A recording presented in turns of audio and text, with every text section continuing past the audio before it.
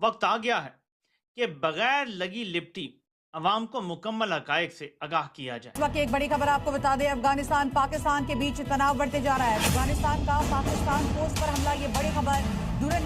अभी हम बहुत परेशान हैं। पाकिस्तान में बैठे लोग, महंगाई, बड़े शहरों में 6 से 8 घंटे की लोड शेडिंग रिपोर्ट हो रही है, जिसमें लाहौर शामिल है। सबसे पहले तो आपने घबराना नहीं है। सबसे इम्पोर्टेंट बात जो है ना वो ये है, पाकिस्तान ने अफगानिस्तान के साथ जितने एहसान किए कम है। अच्छा, अफगानिस्तान के लिए ज्यादा है। अच्छा। क्यों? क्योंकि जब अमेरिका आया, रूस आया, तो पाकिस्तान ने एक भाई के साथ खड़ा था, उनका सबूत दिया।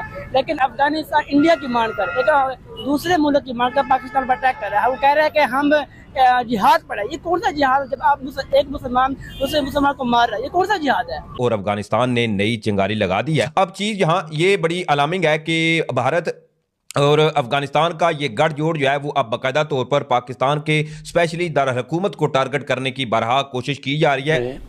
साथियों, डोनाल्ड ट्रंप जो है उनका बयान सामने आया, पाकिस्तान की मीडिया के माध्यम से पता चला है। और इतना ही नहीं, उन्होंने भी मीडिया में साफ तौर पे कहा है कि वो पाकिस्तान के दौरे पे अब जल्द ही जाने वाले हैं।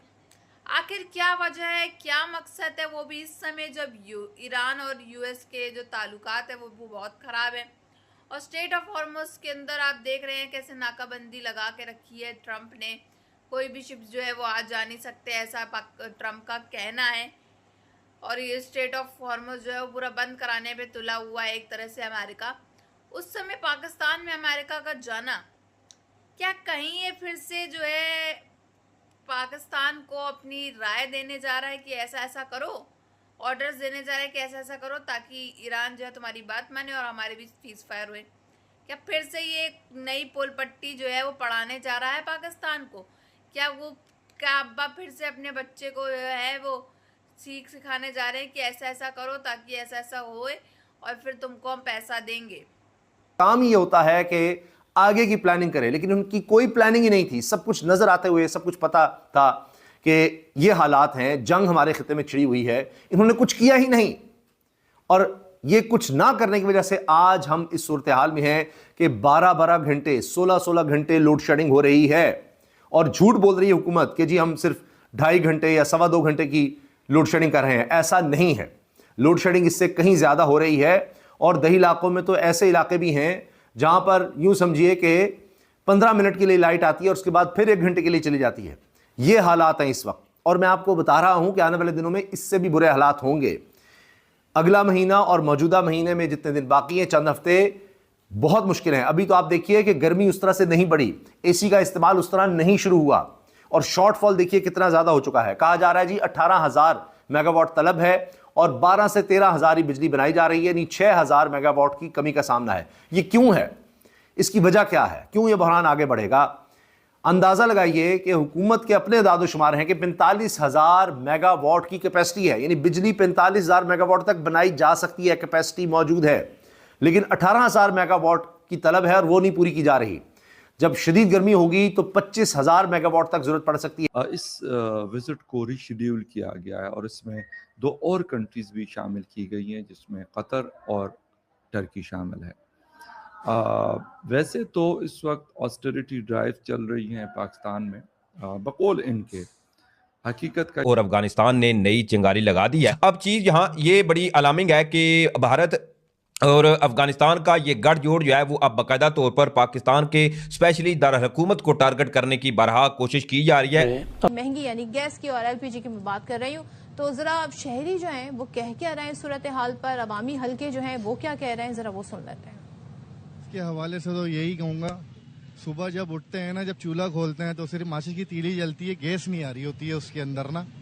ये कितने साल हो गए, पहले पानी की प्रॉब्लम थी, बिजली की प्रॉब्लम थी, अब गैस की प्रॉब्लम आ गई है। बात ये कि हम लोग अगर जंगल में भी अगर अपना रिहाइश कर लें ना, तो गैस का बिल तो आप समझ लो, जिसके हम बिल भी ज्यादा भर रहे हैं। बिल हम 2,500, 2,000, 3,000 रुपए का गैस का बिल भर रहे हैं। हुकूमत को कुछ कहना मेरे हिसाब से तो कोई फायदेमंद बात नहीं है। अब जो बिल 4,000 का गैस का आता था वो 12,000 रुपए का आ रहा है, बट उसके बाद भी हमें प्रॉपर्ली गैस नहीं मिल रही। आए दिन सिलेंडर्स हमें फिल करवाने पड़ते हैं। अब सिलेंडर्स के ऊपर भी ये है कि एलपीजी की भी रेट इतने ऊपर जा रहे हैं। मैं तो 4,000 के बिल पे हैरान थी, वो साहब कह रहे हैं 4 का आता था 12। मुझे एक बात बताएं, ये जो टाइमिंग अब नए आए दही इलाकों में मुख्तलिफ शहरों में 12-12 घंटे की लोड शेडिंग है।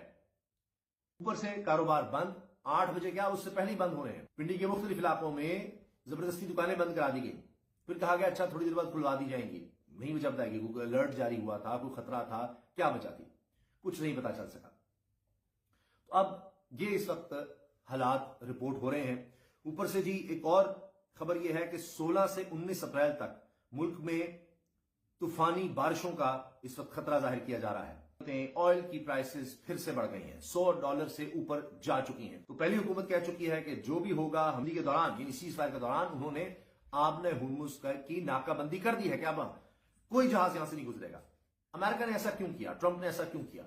उसकी वजह यह है कि ट्रंप ये चाहते हैं कि चीन और रशिया या दीगर ममालिक जिनमें ईरान शामिल है कि इनके जहाज जा रहे हैं और ईरान की जितनी भी ऑयल की एक्सपोर्ट थी वो डबल या ट्रिपल हो गई है। अगर अमेरिकन जहाज यहाँ पर आए, हम उनकी पॉलिटिक्स की बात करें, अच्छा ठीक है, जिस तरह का उनका कॉन्सेप्ट है, हमेशा उन्होंने अपनी जो गवर्नमेंट बनाई है या जो भी किया उन्होंने हमेशा पाकिस्तान पर गंद फेंक के बनाया। देखिए, अफगान तालिबान तो पहले ही दोहा एग्रीमेंट की कोई पासदारी नहीं कर रहे और वो तो किसी चीज़ की भी कोई पासदारी नहीं कर रहे। तो अफगान तालिबान की तो बिल्कुल ही एक अलग आप दास्तान है। उन पे तो अब हमने बिल्कुल सही फैसला ये लिया है कि बातचीत करने सारा, हाँ, एयर स्पेस भी ना वो यूज़ करे। कौन उससे इम्प्लीमेंट करवा रहा है? वो बड़े धड़ल्ले से ग्रीस भी फिर रहे हैं, जर्मनी भी फिर रहे हैं, हर जगह घूम घाम के आ रहे हैं।